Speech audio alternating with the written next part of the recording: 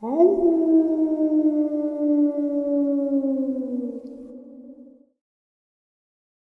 greetings and salutations, everyone. I do hope everyone is doing well, and welcome to today's bonus upload. Before we jump into it, a couple quick links. As many of you know, I rely on Patreon, PayPal, channel membership, and the merch to help the channel to continue to grow and go. Links to Patreon, PayPal, and channel membership is in the description below. Merch displayed directly under the video. Also, Dogman, Frightening Encounters, Volume 1 through 3, the audiobook versions. They were written and researched by Tom Lyons, narrated and produced by me, Jeff Nadolny. Those audiobooks, well, they're available on Audible, Amazon, and iTunes, links to which are also in the description as well. And finally, last but definitely not least, if you'd really like to help support the channel to continue to grow and go, simply subscribe. It does not cost a cent. Click that like button, takes half a second. If you don't want to miss out on any of the informative uploads that I put out daily, click that bell icon, and folks, please leave a comment and share the video. Why? Well, because all of these things really do help the channel to continue to grow and go. They definitely do matter, and they are appreciated. And with that, I have taken far too much of your time. Let's jump into today's bonus, shall we? Today's first encounter. It is from a desire to understand that I share my experience, not to be analyzed by the learned people of science, but to find others who have had similar experiences, especially in the region of the Sierra Nevada mountains on the border of California and Nevada. Just a little background on myself. I am a very successful technician in the world of broadcast. My eyes are my greatest tool for accuracy and detail. I am an accomplished visual artist and have studied the movement of animals closely since I was a very young kid. I also have been coming to the same camping area for over 40 years, so scouting fish and other wildlife in the wilderness is second nature to me. That is to say, I have exceptional eyesight, and I feel I am a better witness to an event than most others, not because of my keen eyesight, but I also have the ability to keep my calm during extraordinary situations.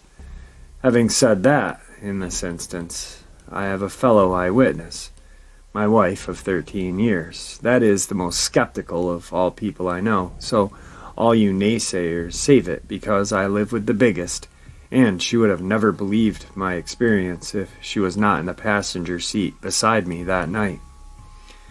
I don't know how to categorize the creature I saw that night. What I saw was very humanoid, and that's what's so disturbing.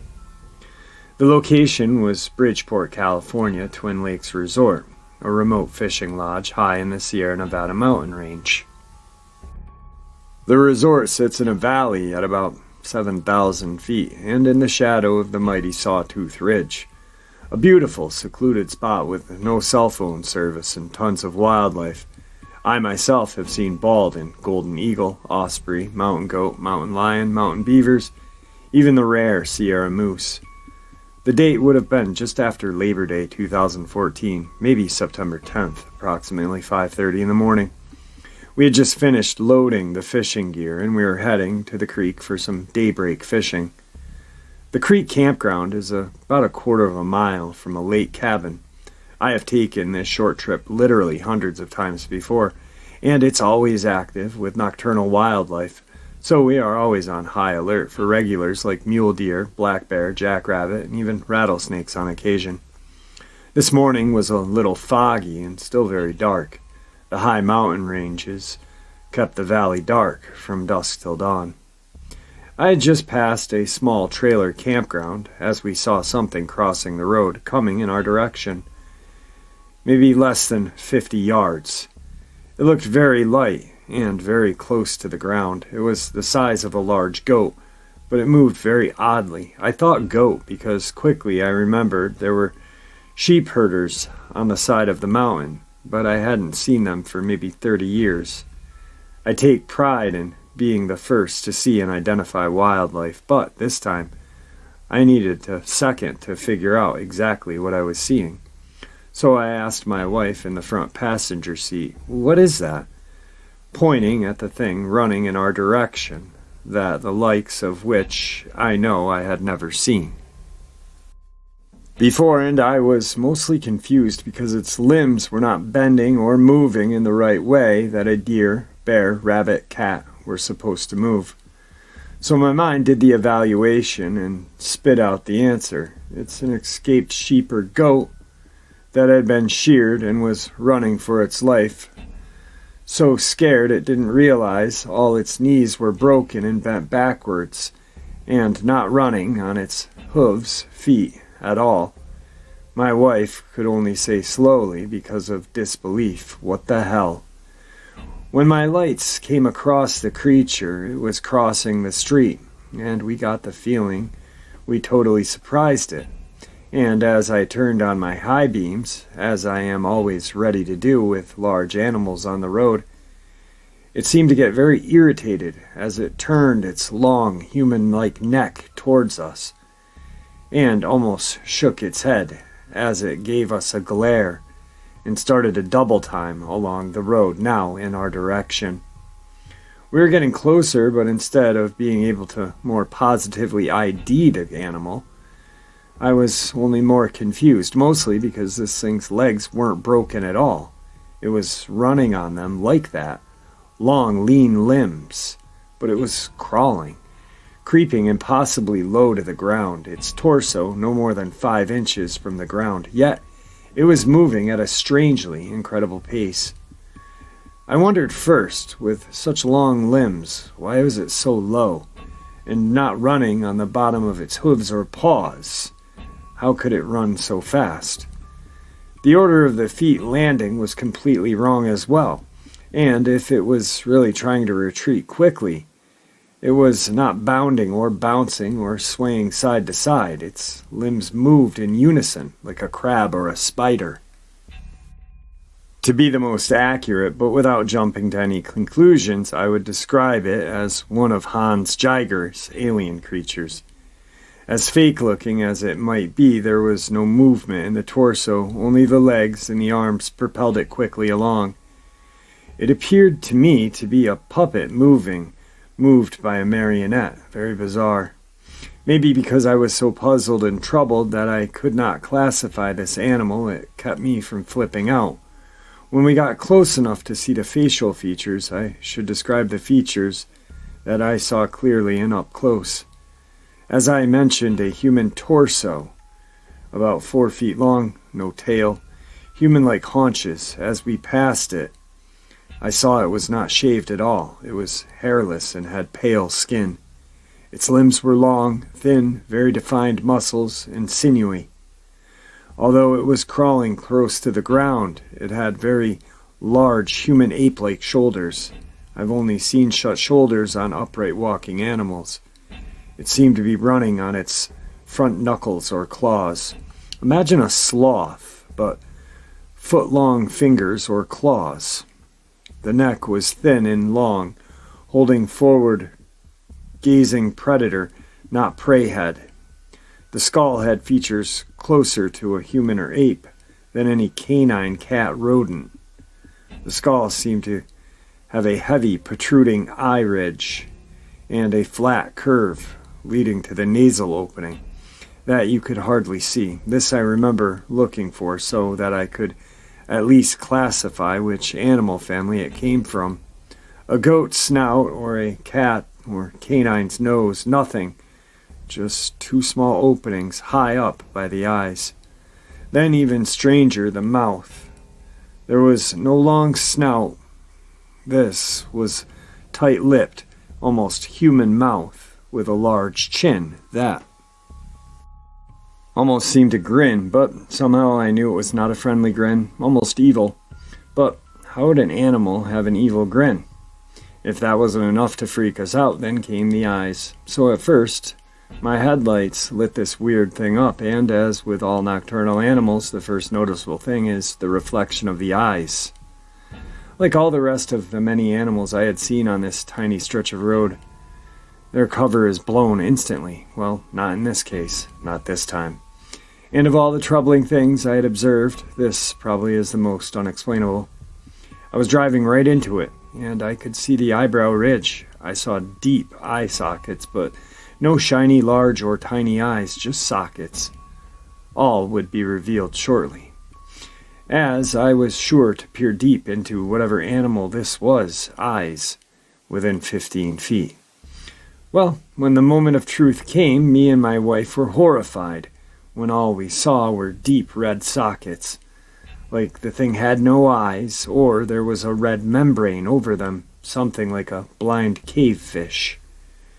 Well, I just about drove off of the road and tried to track the thing, but something told me I was better off just watching it run in the cloud of dust into the chaparral. This friggin' thing turned its head to look at us, was grinning all with just red eye sockets, and it just zips away, never breaking its creepy crawl. So that's my experience. I've never heard of or saw this thing again, and I have no idea what it could have been. Nothing adds up. I really feel I was not supposed to see this thing. People like to say maybe it was an experiment gone wrong or a mutated, deformed animal, but what I have to say to that is this thing was not sick or dying. It was strong, aware, fast, and would kick the ass of whatever would mess with it. So, if this was a real cryptid, someone else must have seen it. Hell, it was by campsites.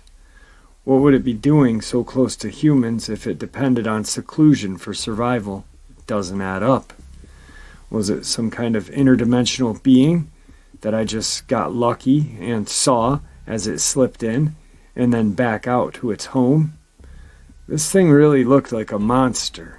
I believe it would be called a demon by most other people if they saw it, because it was so strange looking. Sometimes I think it was something like a ghost, maybe from a different time, but the thing is, I saw it kick up dust as it ran into the bush. So it was real, not a vision. So there you have it. Two people within 15 to 20 feet with car lights fixed on the subject for 10 to 20 seconds. No drugs or alcohol involved, no ghost stories or witchcraft talk. Just, oh my God, let's go fishing, then, oh shit, what was that?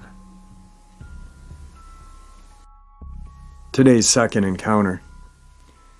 Dispatch had sent out a call asking all available units to report to the scene of a domestic dispute. A woman was calling for help, saying that her husband was going to kill her with a sword.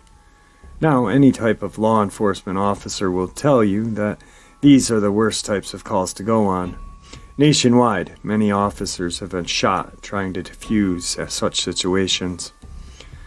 So, as soon as the call came over the radio, I was on my way with 2 other units.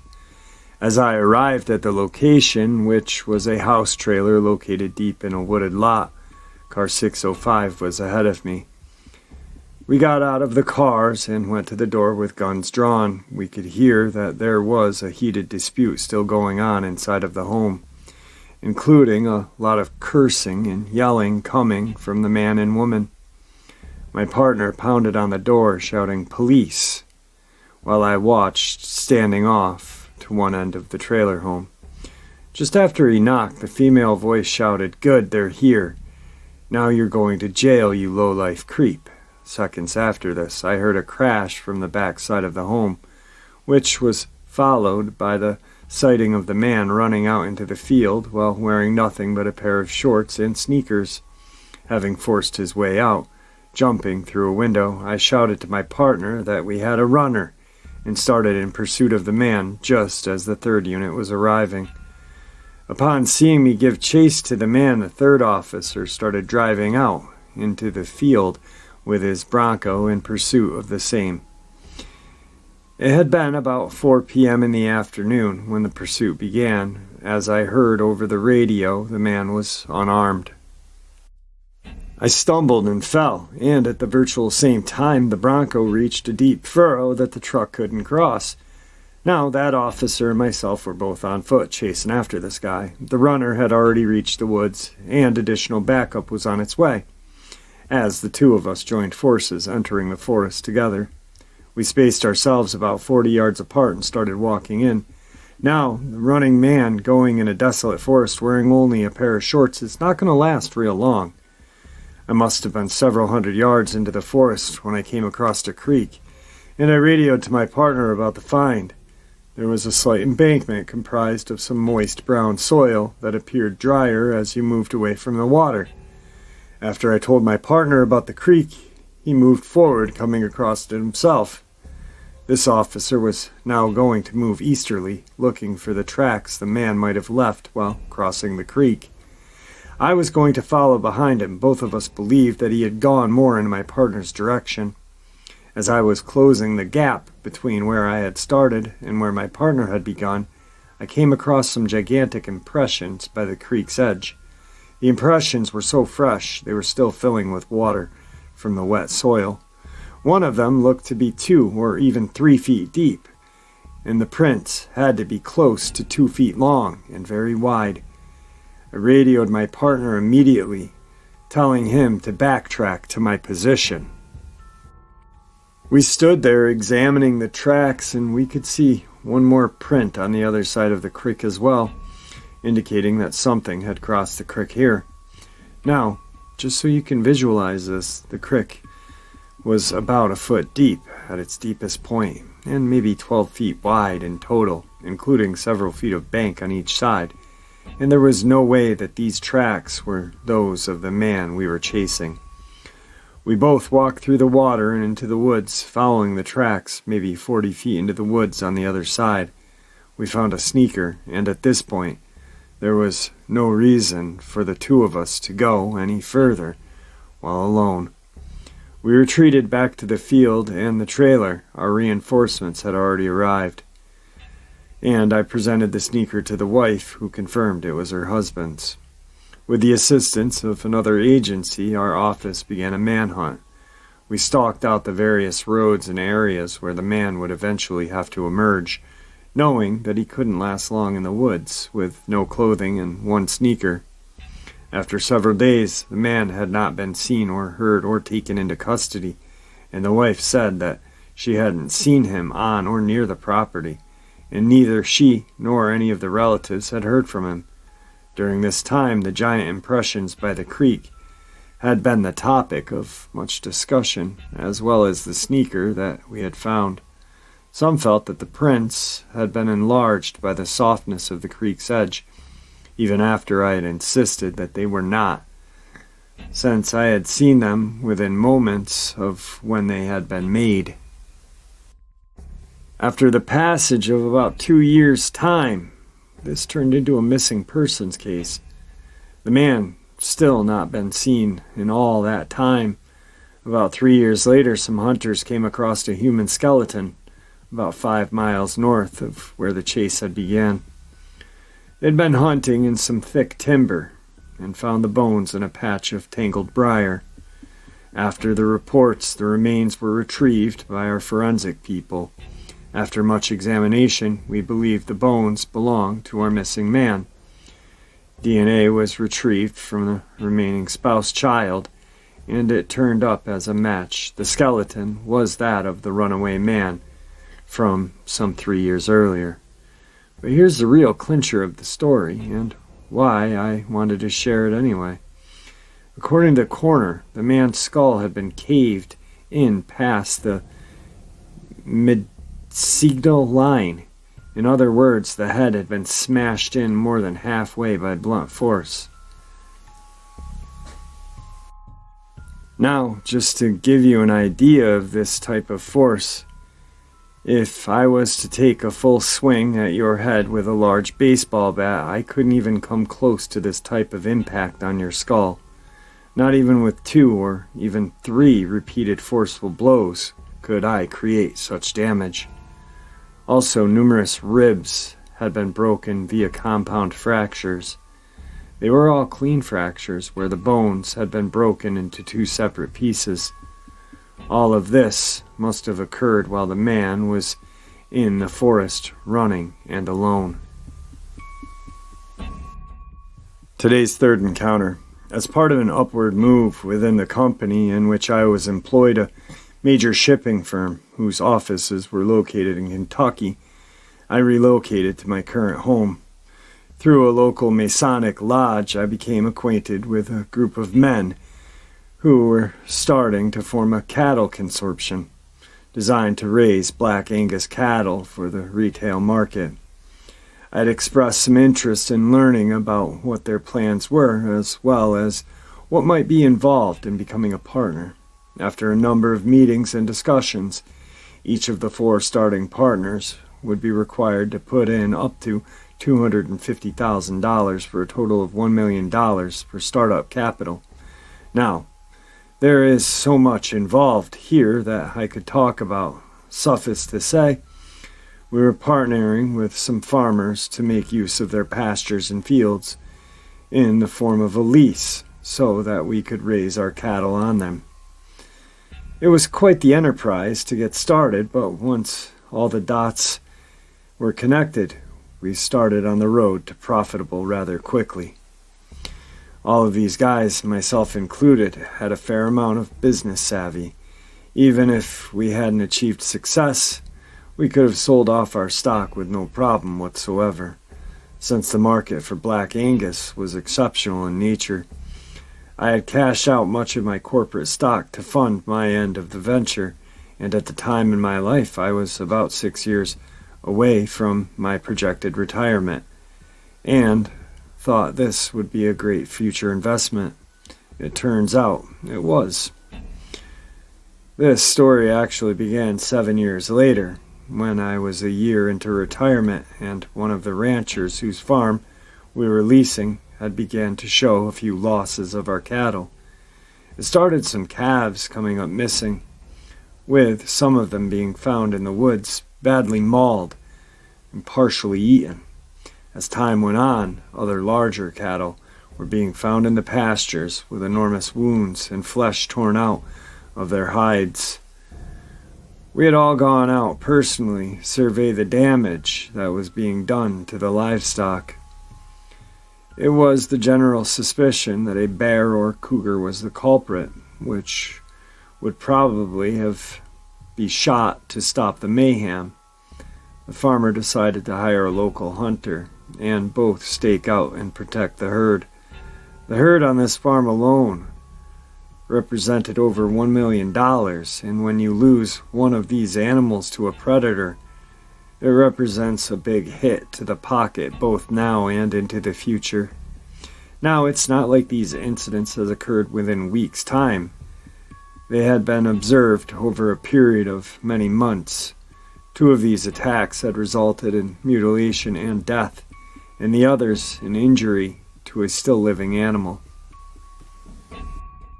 Our hired hand was patrolling the pastures on horseback, making it virtually impossible for him to be everywhere at once. And even after hiring this gentleman, one mature female and another calf had been taken under his watch. Both were found in the woods, partially eaten. One of the oddities was that none of the fences had been taken down or damaged in any way, which would indicate that something had breached it. Whatever was doing this had come over the fence and went back over the fence carrying hundreds of pounds with it, all while doing no apparent damage to the fence in the process.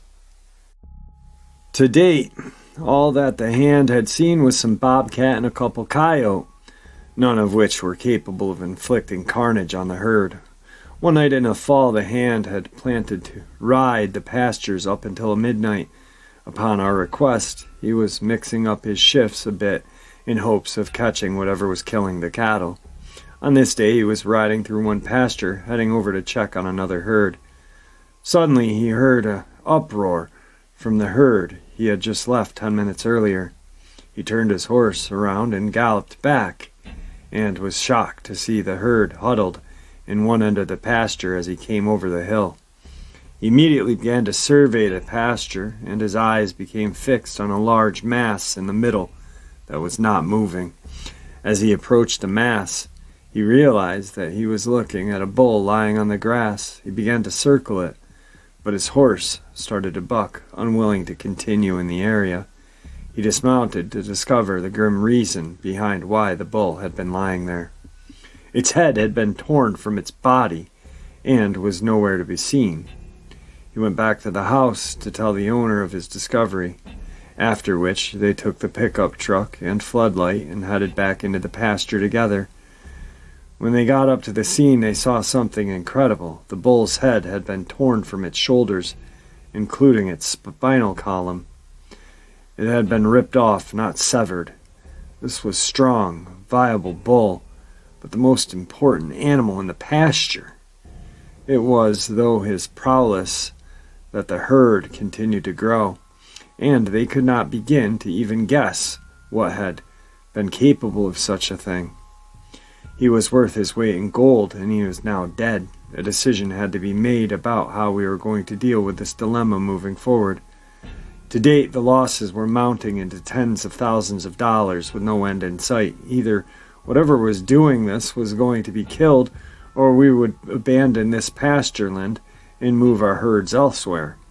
So we devised a plan to stake out the acreage, with as many hired armed men as thought might be needed to kill this beast that was attacking our herd. In the end, we hired 13 men. Each were stationed in different areas, and all would be in contact via radio. We are now fully committed to killing this thing. Of the 13 men, 7 had night vision goggles or sights on their guns. The pastures were staked out for over 3 weeks, but nothing happened. It was on the 23rd night of a 24-hour stakeout that one of the men over the radio reported something running across the pasture on all fours, which looked to be a massive bear. Moments later, he was heard saying, "Oh my God, it's standing on 2 legs and it's walking toward the herd, and it's gigantic." Seconds later, the sound of 2 rifle shots broke the silence at night. As he started shouting, "I got it, I got it," everyone started to converge on that end of the pasture when the hunter suddenly started shouting into the radio that the beast was running toward the fence. The search continued throughout the night for whatever he had shot, but nothing was found. He said he was able to see it clearly through his night vision scope. It was some type of massive furry beast that walked like a man after running through most of the pasture, like a bear. He said that when it was on its feet nearing the herd, he could see that it was at least twice the height of the cattle's back. After the men had been given their search their all, they called the police with nothing being found until 2 days later.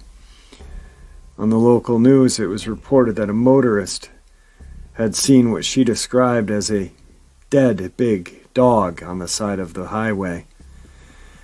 After hearing the report, we had made calls to the police department, but they denied there being any sort of animal that found.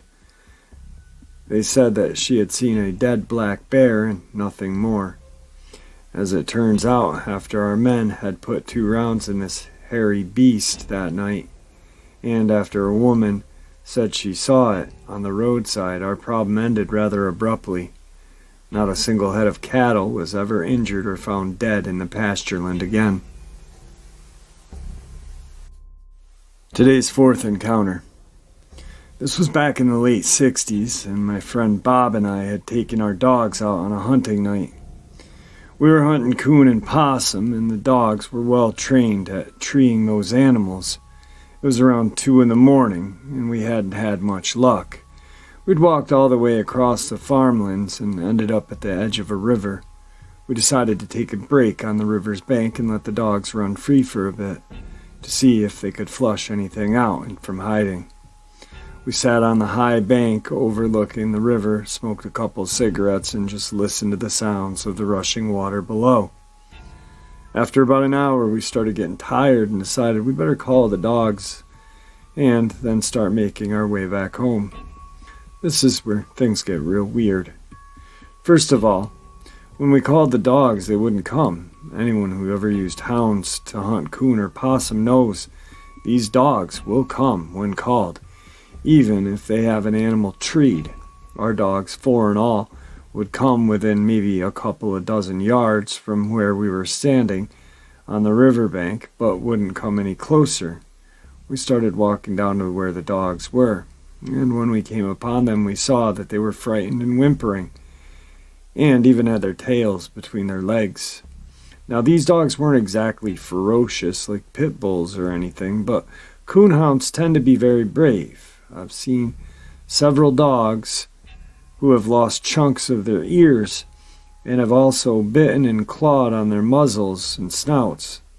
Both coons and possum will put up a fight to the finish, even against creatures that are several times their size, but these dogs were scared. I mean, truly scared. And it was definitely something we were not used to seeing out of the otherwise great and valuable hunting dogs. About this time we heard commotion on the bank by where we had just been sitting. It sounded like a large animal was coming up the bank. The dogs grew even more afraid and were now cowering behind our legs and letting out this high-pitched yelp and whine.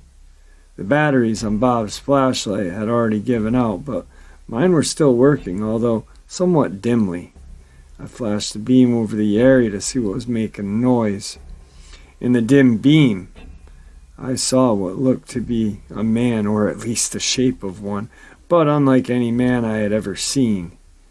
He would have had to have been between 8 and 9 feet tall.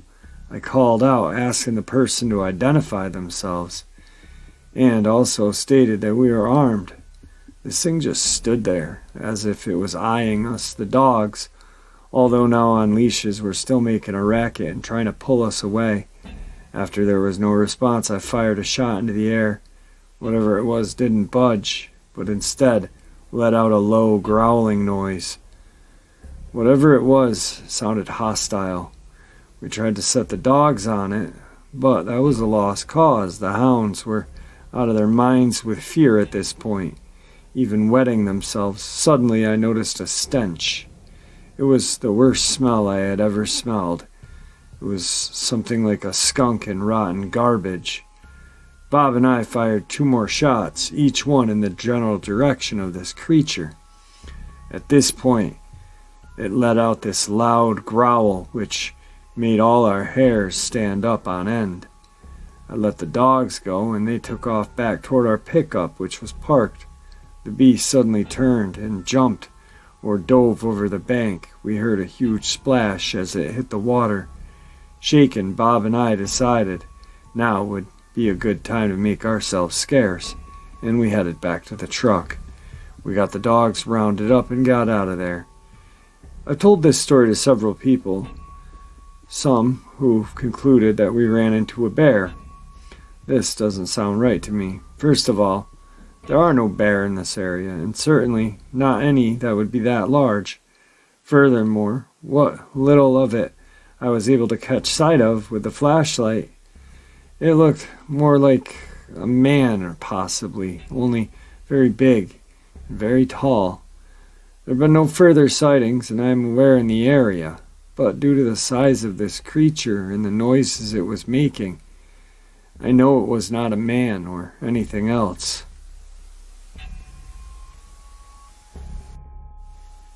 Today's final encounter. In 1997, a woman and her daughter were on vacation, and she was en route from her home in Ohio by way of Nashville, Tennessee to Nags Head, North Carolina, on the Outer Banks, when she had a strange creature sighting. She had been traveling on U.S. Route 158 East from Roanoke Rapids, North Carolina, toward Elizabeth City, North Carolina, which would normally take her across the Currituck Sound by way of the Wright Memorial Bridge onto the Outer Banks. However, due to road construction in the area, she had to take a detour southward toward Elizabeth City, North Carolina. After she and her daughter stopped to eat, she resumed driving. She knew that the unexpected detour was going to cause her to arrive to her destination very late that night. She believes that the detour was U.S. Route 17, which carried her about 30 miles southward to another route which crossed over the Albemarle Sound and connected her to U.S. Route 64 East. She then followed the route through the Alligator River National Wildlife Refuge, crossed the bridge over Alligator River, crossed the bridge over Croton Sound, and then arrived on Roanoke Island.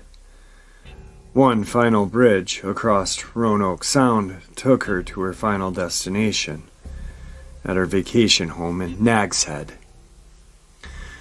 It was around 2:30 in the morning, and the roadway was dark as she and her daughter, asleep in the back seat, traveled along toward her destination. She didn't know her exact location, but she knew that she was just gone past Red Wolf Crossing sign along the side of the road just minutes before.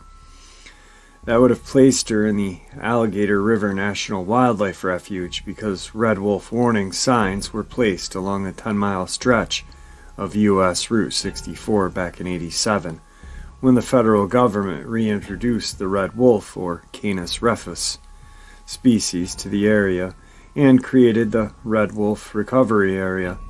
While driving along the stretch of road, a large black creature with short fur jumped out in front of her car.